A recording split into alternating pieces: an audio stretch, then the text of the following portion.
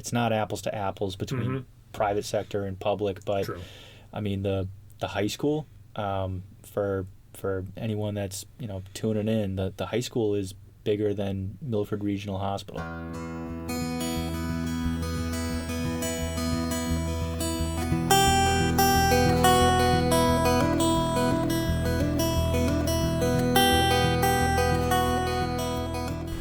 Steve Sherlock for Franklin Matters, Franklin Public Radio, available anywhere, anytime on the internet. Yes, in your browser at WFPR.FM and in the local Franklin Mass radio dial, 102.9. Yeah, the dial, maybe the push buttons or the knobs. You can preset it.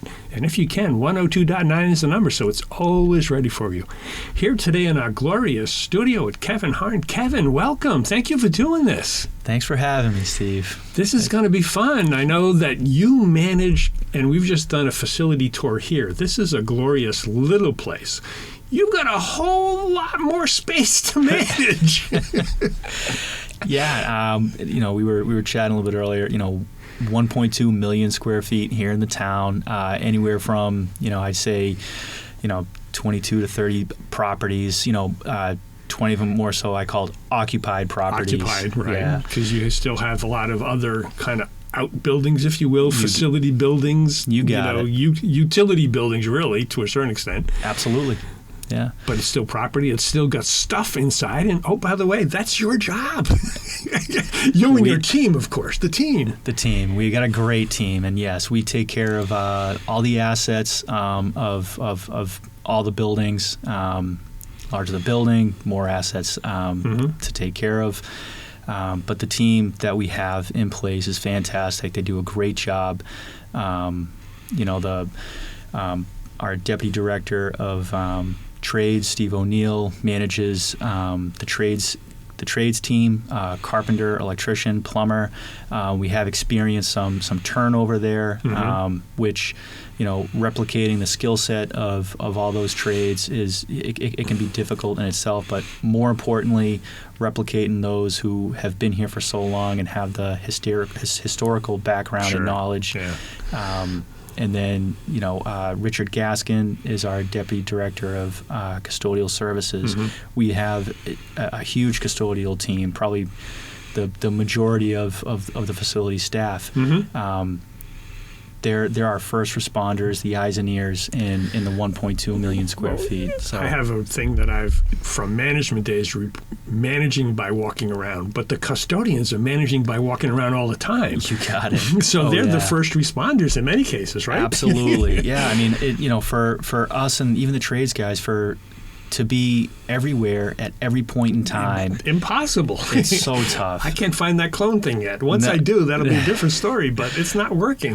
I also got to say this too, Steve. I can't forget, the rest of the team, whether it's, the senior center, the library, or DPW, because, the custodians, it's really anyone and everyone who's out there, at least to report, an issue, because 1.2 million square feet is a lot to cover. So having the eyes, the ears, the know-how, and the report back to us to help fix problems is very important. Right. So to frame it for the listeners and for listeners, yes, Kevin Harn, Director of Facilities. I think it's your formal title. But yeah, as we started talking, 1.2 million square feet, 1 million of which is schools.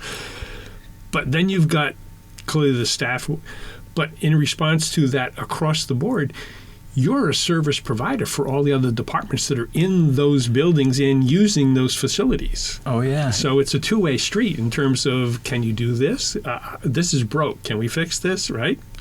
You're absolutely right. So in addition to supporting and maintaining, the building, the assets, the equipment, I mean, it's the people. It's the people who live in them. It's the people who work there. And, we do the best that we can to make sure that they have the tools, resources that they need, that they're comfortable.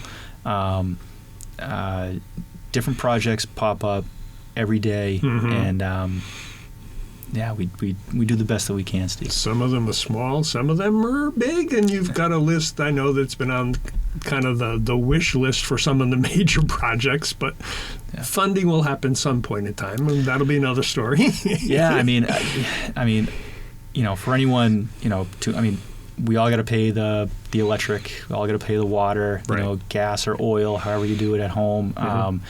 That's the crux of really the majority of our budget, and no one likes to, pay to get a new washing machine or a water heater. Right. So the facilities budget, sometimes, or one perspective of it is it's not luxurious or fun. These are the things that we fix, Yep.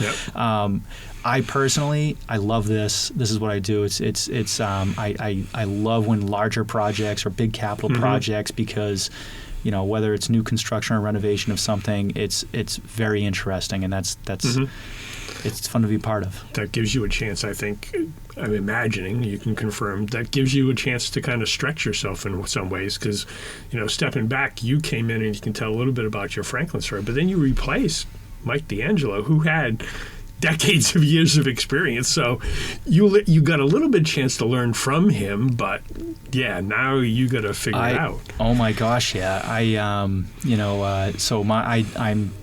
from Franklin.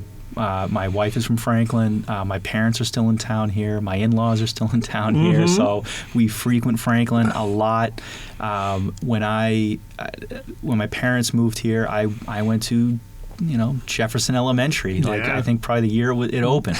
So I know the buildings, I know the town, but when I started working for the town, working for Mike, and I'm so grateful for the time I had with him. Right. And learning the systems and the buildings, because although I sat in classrooms and would go to the library, when I was 8-9 years old, I wasn't in the boiler room. I wasn't climbing on the roof. Maybe you wanted to, but you couldn't get there. We won't talk about those Right. if you did. Right. Different time. Yeah. But to systems and to some of your budgets. So from my awareness, and you can explain for the listeners' benefit, but you do, from fuel and electric, you've got long-term contracts in order to give us the best pricing, the town the best pricing for the electric, the fuel, which you use, but then supply to DPW and everybody else that's doing whatever they need stuff. Yeah, absolutely. We work with a lot of the relationships that Mike, and not just Mike, but like the town, has built and developed, and continue to work with those teams to help direct us or steer us to the right pricing for whether it's gas or electricity or whatever it may be, Steve. Sure. And we've been very successful for that, whether or not if it's going to be a 1-year contract or 3-4.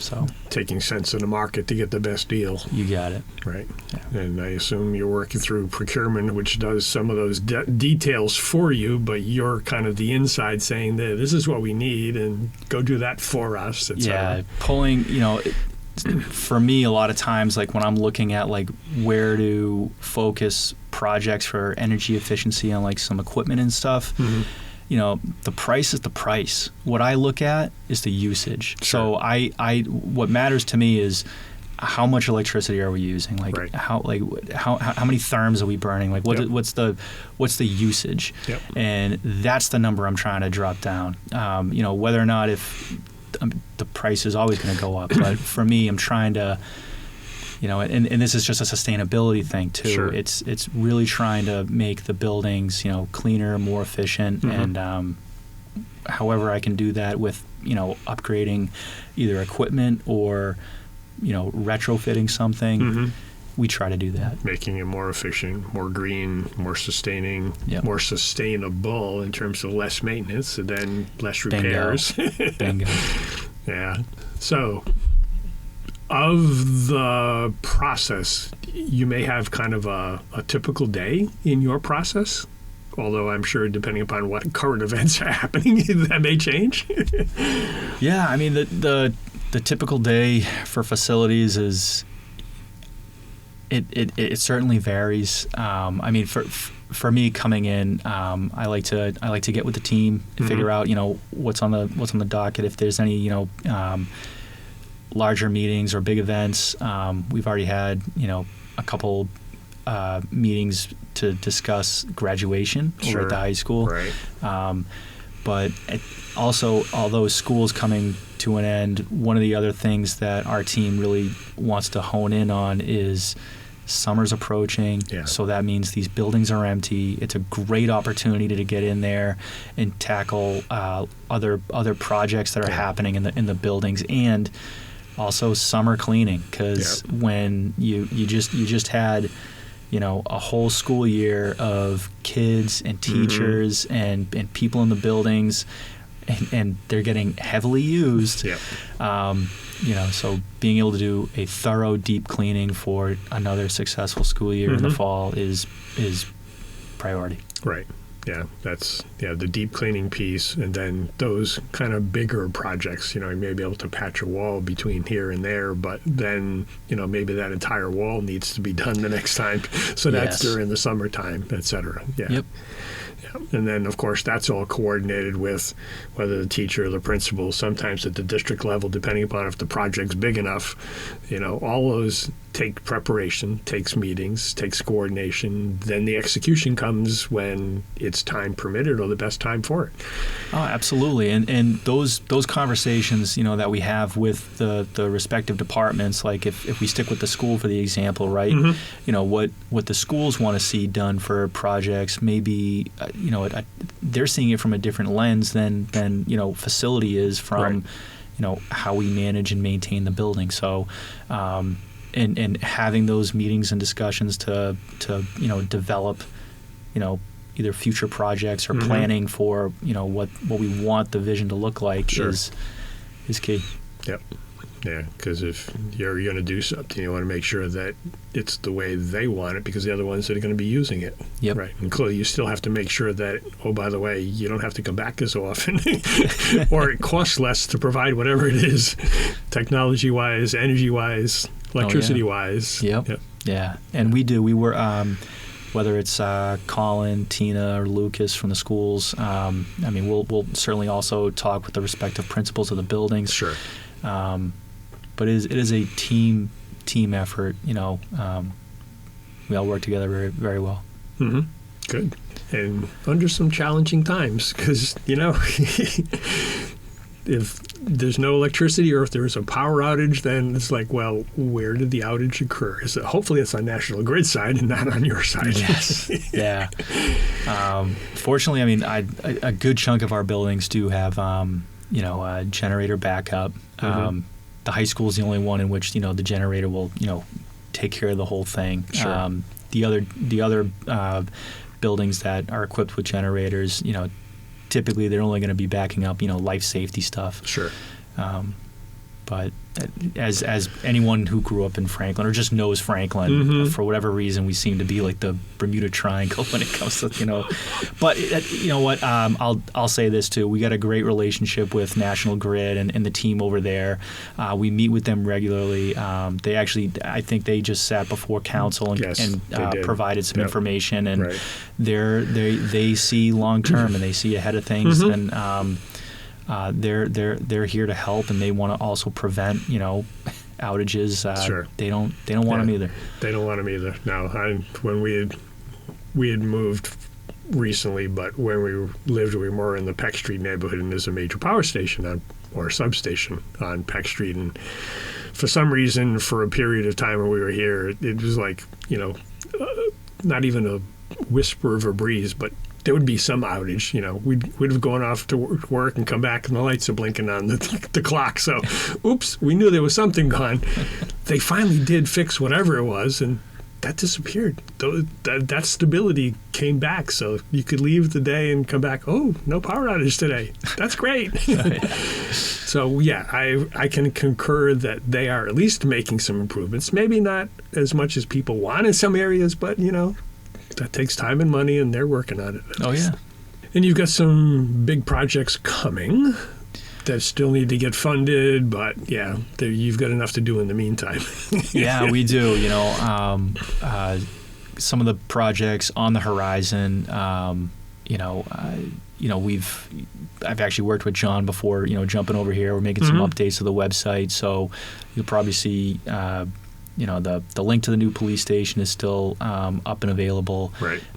We're hopefully getting some more information on the King Street Memorial Park renovations, Right. The Washington Street Elementary School going out for an OPM. I mean, the building I went to school in. It was Jefferson. It was Jefferson and Remington. Remington, Jeff, yep. Certainly. And that's 2021, 2 years old at this point now. So it's into the age where kind of the infrastructure pieces, the guts, the boilers, et cetera. Oh, yeah. Well, it's 96. 96. So it's 30. Yes. So, they have massive boilers that are original to the building. They have, the roof itself has been, fortunately my, predecessor Mike has done a fantastic job, maintaining it and doing what he can. But I think the roof certainly needs a little bit of love. The fire alarm system there could certainly be replaced. But all these things, everything's working. I mean, if the roof leaks, we fix it. If there's a bad signal somewhere, we repair it. It's just we're maintaining it. Yep. And at some point in time, it makes sense that rather than fix, replace. So we don't have to fix so often. That's a great example of that building can certainly utilize a lot of love. Yeah, definitely. So you're continuing to have fun, at least. Oh, it's fun every day, Steve. It really is. And some of the other projects that I'm working on the back end that aren't always in front, because those are projects that are available for hopeful more information to come too, but for the public to take a look at. But some of the stuff that we're working on and the public also may not see is upgrading the building management system. Right. We're also investigating upgrading our phone system. Okay. To also it's going to serve several purposes. It's going to comply with some new laws like the Ray Bombs Act and Carey's Law for E911 policies. And so if somebody picks up the phone digitally, they'll know where that person is picking up the phone, which in today's wired world didn't exist. Exactly.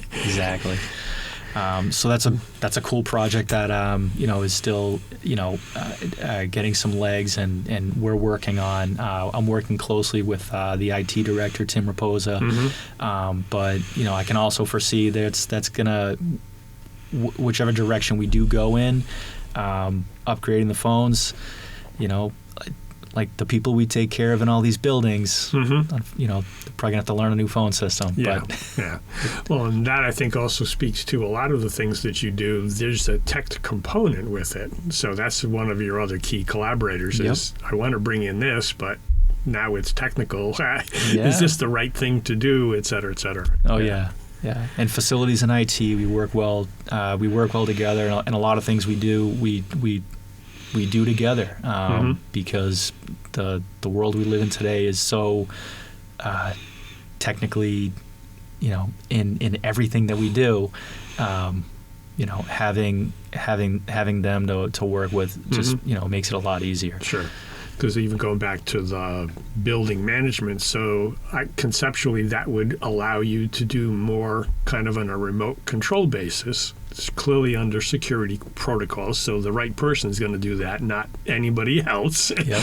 But as opposed to taking time to send somebody on site, which you may still need to do, but at least you could do the validation. Oh, yep, this is truly what's happening based on what we can see. Yes. And then send somebody, as opposed to sending somebody every time and then finding out, false alarm, don't need to.